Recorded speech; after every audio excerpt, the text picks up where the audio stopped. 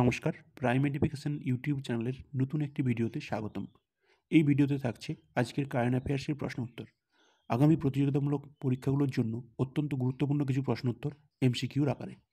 আজকের প্রথম প্রশ্ন, মাইজিং উপজাতি প্রাথমিকভাবে কোন ভারতীয় রাজ্যে পাওয়া যায়? অপশানগুলো হলো অসম ও অরুণাচল প্রদেশ, মণিপুর ও ত্রিপুরা, ঝাড়খণ্ড এবং বিহার, অন্ধ্রপ্রদেশ ও তেলেঙ্গানা।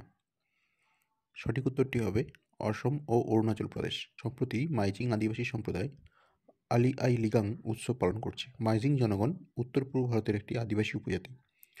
তারা তানি জনগণের অংশ। এরা তিব্বতী বর্মী ভাষায় কথা বলেন।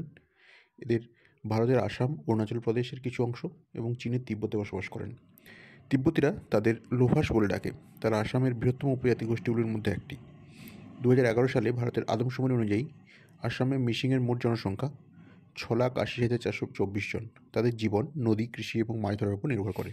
পরবর্তী প্রশ্ন, ব্যাকটেরিয়া সেলুলোজ কী, যা সম্প্রতি খবরে উল্লেখ করা হয়েছে? অপশানগুলো হলো নির্দিষ্ট কিছু ব্যাকটেরিয়া দ্বারা উৎপাদিত একটি প্রাকৃতিক পলিমার, মাটিতে পাওয়া ফাঙ্গাল উপজাত, এক ধরনের সিনথেটিক ফ্যাব্রিক, ওপরের কোনটি না।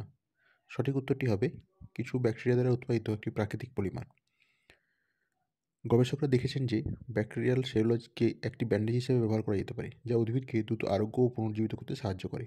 এটি একটি প্রাকৃতিক পলিমার যা কিছু ব্যাকটেরিয়া দ্বারা উৎপাদিত হয়। এর অনন্য বৈশিষ্ট্য রয়েছে যা উদ্ভিদ ক্ষতযত্নে সাহায্য করে। ব্যাকটেরিয়াল সেলুলোজ ব্যান্ডেজ রাসায়নিক চিকিৎসার একটি টেকসই এবং বিকল্প সরবরাহ।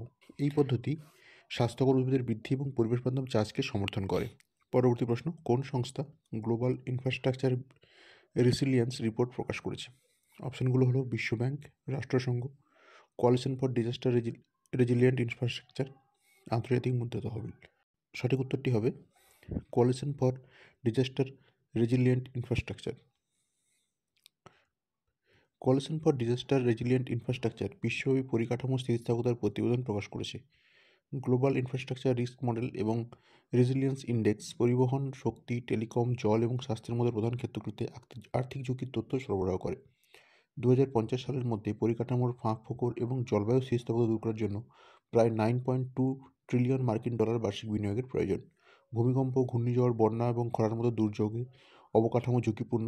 অনেক নিম্ন মধ্য আয়ের দেশ দুর্বল অবকাঠামো পরিচালনার মুখোমুখি হয়। প্রতিবেদনে তথ্য নির্ভর ঝুঁকির মূল্যায়ন, স্থিতিস্থাপকতার অর্থনৈতিক সুবিধা, প্রকৃতিভিত্তিক সমাধান, অবহিত নীতি প্রণয়ন এবং বিশ্বব্যাপী সহযোগিতার উপর জোর দেওয়া হয়েছে।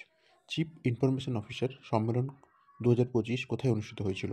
অপশানগুলো হলো কলকাতা, নতুন দিল্লি, হায়দ্রাবাদ, চেন্নাই। সঠিক উত্তরটি হবে নতুন দিল্লি।